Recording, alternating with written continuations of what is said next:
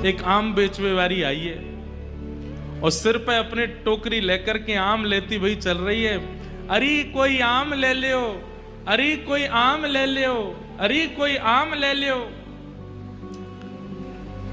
कहती भाई जब जा रही है इतने में अभी 2.5 वर्ष के हैं गोपाल जी और 2.5 वर्ष के ठाकुर जी अपने कोई खिलौना ते खेल रहे हैं। यशोदा मैया दही मथ रही है और जैसे ही ठाकुर जी ने सुनी कोई आम ले लो, कोई आम ले लो, नन्हे से गोपाल जी तुरंत उठ करके गए और छम छम करते मैया के पास जाके बोले मैया मैं आम खाऊंगा, मैं तो आम ही खाऊंगा। मैया बोली लाला तेरे बाबा ने पूरे भंडार भर रखे हैं फलनते, मां सेब उधरे, आम उधरे, अंगूर उधरे, सबरे फल भरे पड़े हैं, जाए के खा ले और आम लेकर के खा करेगो। लेकिन बालकों का स्वभाव है, ठाकुर जी को स्वभाव है मैं खुद खरीद के लाऊंगा, अपने हाथन से खरीद के लाऊंगा फिर पाऊंगा, बाबा की खरीदी वही चीज ना लूंगा। मैया मैं तो आम खाऊंगा, आम रोने लगे। मैया बोली लाला जे फल ऐसे ही ना मिलो करें, कछु देनो पड़े तब मिले, तू कहा देगो। अरे मैया तू कैसी बात करे। बोले क्यों, तेरो लाला इतनो मलूक है, मैं जोरते हंस जाऊं तो सामने वाले मांग वही भूल जाए। मैया मैं तो जाए करके हंस जाऊंगा, 2 दतुइयां दिख जाएंगी, सोई फलवारी कछु ना मांगेगी। मैया बोली कहां से सीखे आयो, कौन ने बताई तू मलूक है। लाला ऐसे ना देगी फलवारी कछु लेके जा। सो ठाकुर जी बोले मैया मैं एक काम करूं। बोले कहा अनाज ले जाऊं संग में और अपनी अंजलि में भर के ले जाऊंगा, बाकू दे दूंगा, बाद फल ले आऊंगा। सो नेक्स्ट से गोपाल जी 2.5 साल के अपने दोनों हस्त कमल को अंजलि बनाए करके और वहां में ऐसे अनाज भर लें, गेहूं भर लें और ठाकुर जी अब जा रहे हैं फल लेवे के काज। अब हमारी तरह विवेकी थोड़ी हैं जो धीमे धीमे जाएं, ठाकुर जी तो उछल कूद करते हुए जा रहे हैं, ऐसे ही लेके जा रहे हैं, यूं भी नहीं कि बाकू ऐसे दबा ले। अब जैसे ही उछल कूद करते हुए तो सबरे अनाज गिरते जा रहे हैं। मैया कह रही है अरे लाला ने को नहीं जाने कछु भी, ऐसा भोर हो मेरो लाला। और ठाकुर जी दौड़ के जा रहे हैं, मुख पे चिंता है, क्यों कि फलवारी कहीं चली नहीं जाए।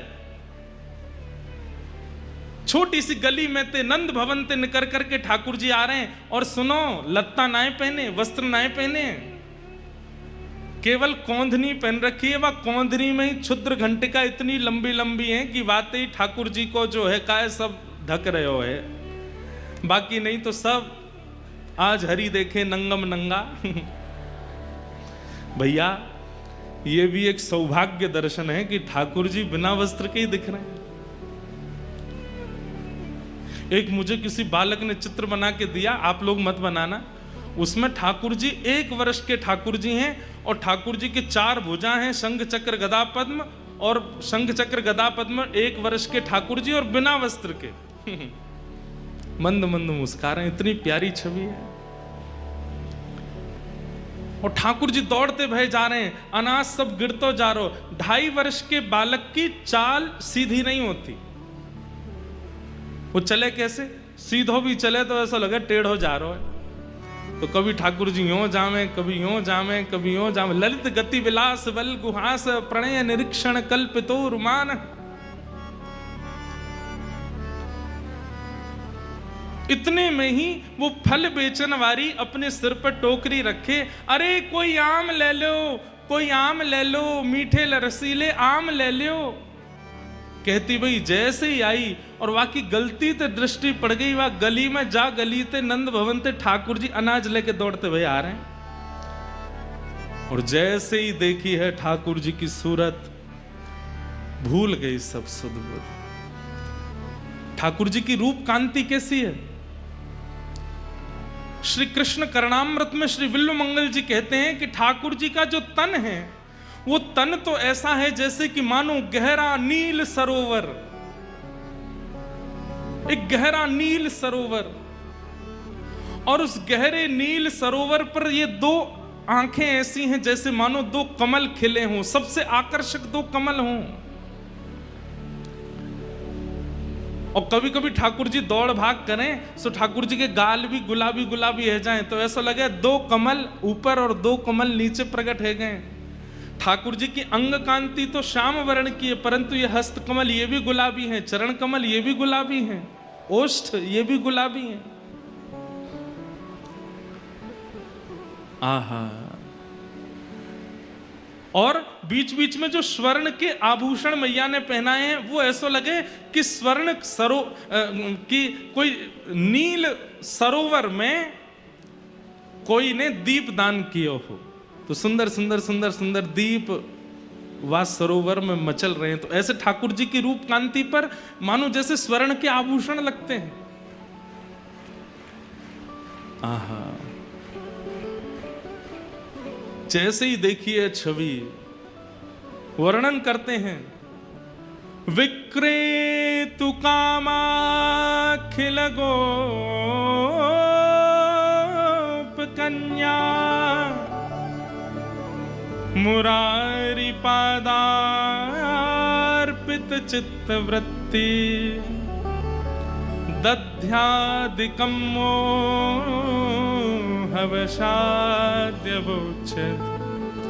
गोविंद दामोदर माधवेति। विक्रेतु कामा खिल गोप कन्या, एक गोप कन्या जो कि फल के विक्रय के लिए निकली है, लेकिन मुरारी पादार पितचित्त वृत्ति, मुरारी के श्री चरणार विंदों में जब उसने अपनी दृष्टि डाल करके देखा तो चित्त वृत्ति खो गई है। ठाकुर जी वहां के सामने आकर के खड़े है गए, अरे सुनो गोपी, मधुर स्वर जैसे कान में गए उसके सिर से तो टोकरी गिरने वाली है, जैसे तैसे संभालती है। कहो लालन मोकू आम दे दो। गोपी नीचे बैठ गई और जैसे टोकरी बगल में रख करके बोली, अच्छा आम चाहिए? बोले हाँ। पहले कछु देनो पड़ेगा तब आम मिलेंगे।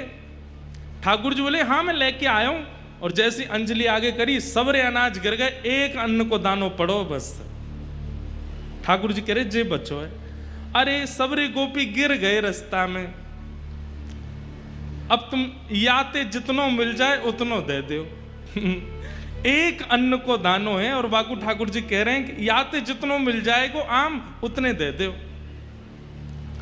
गोपी के नेत्र सजल हो गए, वो तो मुख कांति देख रही है, ठाकुर जी की मधुर बैन सुन रही है, नेत्रों में ही उसकी स्थिति है। गोपी बोली अच्छा या के बदले जितनो मिलेगा उतना दे दूं? बोले हाँ दे दो। गोपी ने कही लाओ दो। जैसे गोपी ने हाथ कियो, ठाकुर जी ने एक अन्न को दानो वा के हाथ में दियो, गोपी ने संभाल करके धर लियो।